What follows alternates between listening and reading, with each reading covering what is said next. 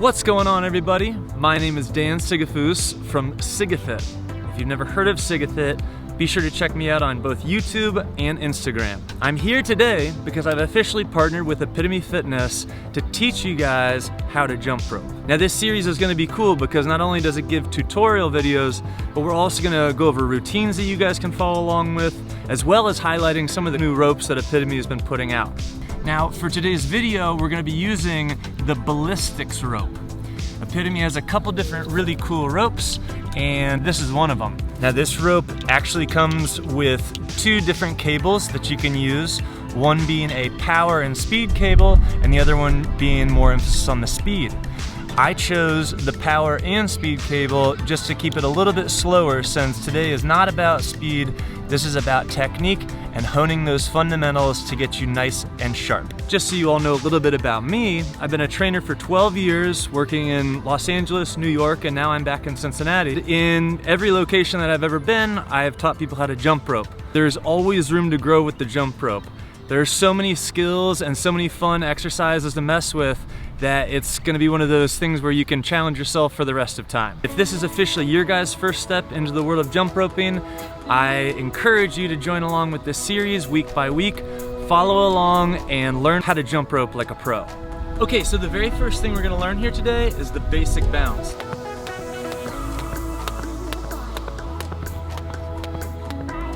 Now you actually aren't even gonna need your jump rope for the first drill that we're gonna do here. First thing I want you to do is just get light and bounce up and down on your toes. The body is fairly straight, the knees are soft, the hips are soft, and I'm really trying to emphasize that pogo feeling coming off of my toes. From the side, you'll notice you're really standing on the balls of your feet here and trying to remain light and springy. With that bounce in mind, that light bounce, we're now gonna try and apply this to the rope. So what we gotta do here first is get through just once. So for this, I got the two handles out in front of me. I'm gonna drop the handles down and then just do one single jump that comes through. And then I can go for two jumps. The same thing, arms out in front, we're gonna drop it. We're gonna go 1, 2. When you're able to get a couple of successful jumps, we're gonna push it and we're gonna start trying to do consecutive reps following back to back. Of course, when you're learning, if you're brand new, you're gonna make plenty of mistakes here, even on the most basic movement. It's a coordination that's gonna take time to develop, and you have to be patient with yourself.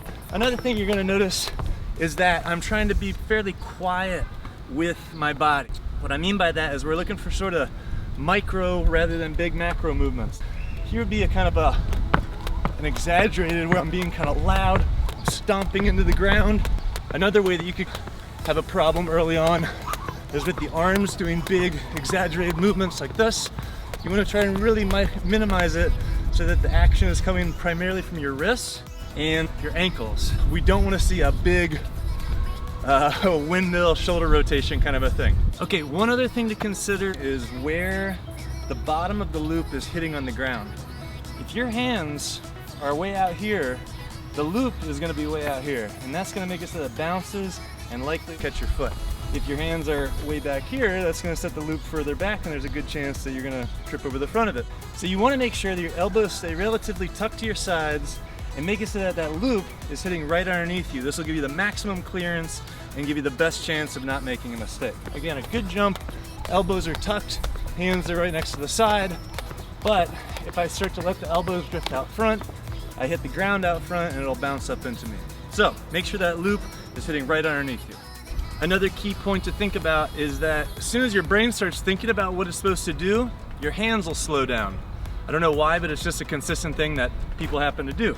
Make sure that you pay attention to keeping that speed. Remaining in that nice fast pace will make it so you don't have to have a crazy jump.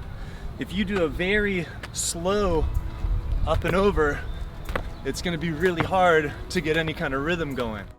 Another common pitfall is that sometimes when people are starting, they have the double hop.